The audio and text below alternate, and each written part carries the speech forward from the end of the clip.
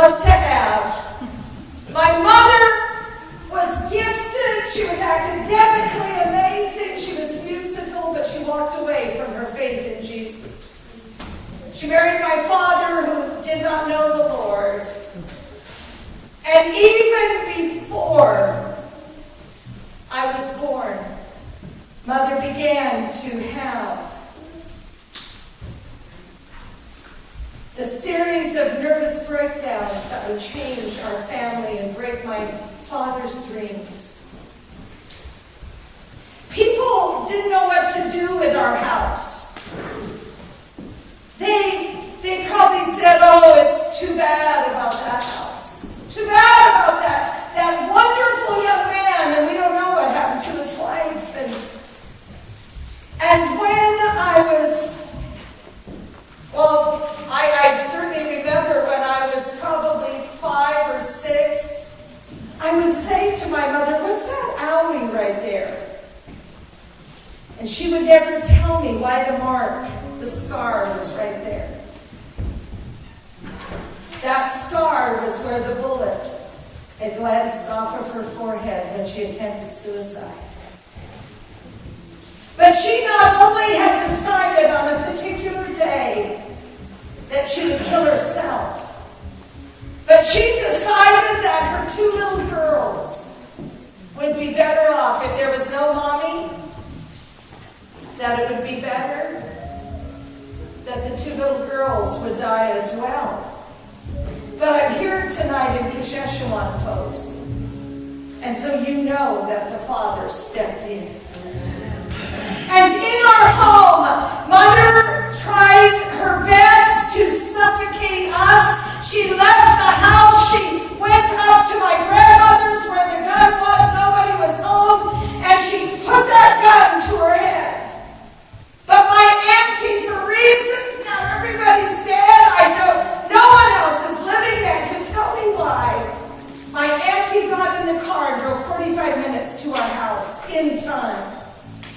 Came running up the steps, came into our house, pulled that stuff off of my sister and I so that my breath and my sister's breath could continue. My auntie found my mother in the pool of her own blood, but she found her in time. And that day, Mother went off to the mental hospital. I went to one grandmother, my sister went to the other. It's illegal to kill your kids. But nobody ever reported it. And our family lived in fear and shame that somehow they would find out. By the time I was 4 or 5, I guess, Mother was back home from the mental hospital. And one day, thank God for one day, there was a knock on the door of our house. No big tall preacher that would fit behind a big tall pulpit. No young man carrying a Bible. No lovely ladies out witnessing. No teenagers out sharing the gospel. But there were 2 little kids on the front porch.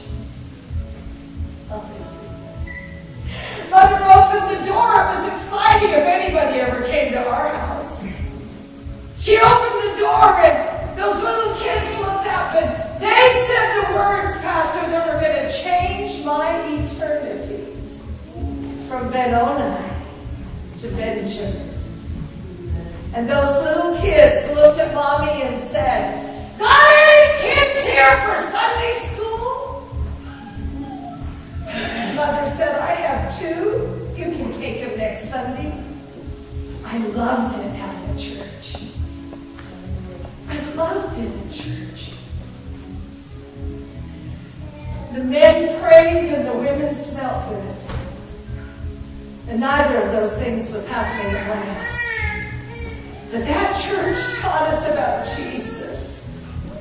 And I accepted Jesus first, and my sister accepted Jesus next, and my before she died from a disease when I was 11. And my dad ultimately came to faith in Jesus Christ. Hallelujah. Hallelujah. Hallelujah. Church, I understand it tonight that the devil wants to put Ben-Oni over the name of this community and your loved ones and the communities up and down this region. But the Father is stepping in. And the Father is saying, not death, but life. The Father is saying, not sorrow, but purpose. The Father is saying, not regret, but privilege. Oh, what a gospel. What a God. Stand with me all over this room.